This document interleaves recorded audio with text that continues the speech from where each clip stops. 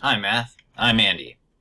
Let's take a look at how to find the slope of a line when given a data table. So sometimes when you are working on a problem, you might be given a data table that might look like this, x and y. And let's say that the data table says, well, x is 1, 2, 3, 4, and so on. And y, let's say, is 2, and then a 4, and then a 6, and then an 8. So if you were trying to find the slope of the line that goes through these individual points, what you're really looking for is what's called the rate of change. So really, what I'm asking for is how are the x's changing and how are the y's changing for each movement on the graph. And so we're looking for the rate of change. Now, rate of change is actually another way that you can say slope. When we think of the term slope, we're referenced to the slope formula. We know that slope is known as rise over run. We also know that it's the change in y over the change in x. We're going to use this triangle symbol to represent the word change. Now, change can be seen as subtraction, and so the slope formula is y2 minus y1 over x2 minus x1.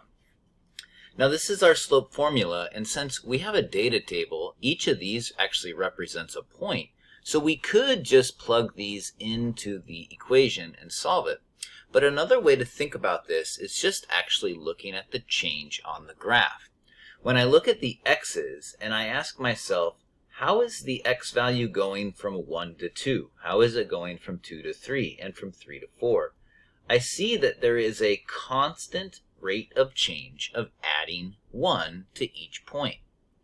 Now let's look at the y's. When I look at how it goes from 2 to 4 and from 4 to 6 and from 6 to 8, I notice that there is again a constant rate of change of adding 2. So if we want to talk about the slope of a line needs to have a constant rate of change, straight line, and because we do, we're changing the same amount on each side, and I know that slope is the change in y over the change in x, I can actually write my slope is equal to the change in y, which is a plus 2, over a change in x, a plus 1. So the slope of the line that goes through these points is 2 over 1. Now let's take a look at another data table and kind of do that same technique. And so this time, let's have something like, we'll say that the x's go 3 and then 6 and then 9 and so on. And let's say that the y's are changing as they were before. Let's say the y is 2, 4, and 6. So again, when you're given a data table, what you want to do is look for the rate of change for the x's and the y's. So what we do is we look at each x value and we say, how do you go from a 3 to a 6? How do you go from a 6 to a 9? Oh, I add 3 each time. And then we do the same for the y's. How do I go from a 2 to a 4? I add 2. How am I going from a 4 to a 6? I add 2. So my rate of change, or my slope, is the change in y, which is a positive 2, over the change in x, which is a positive 3.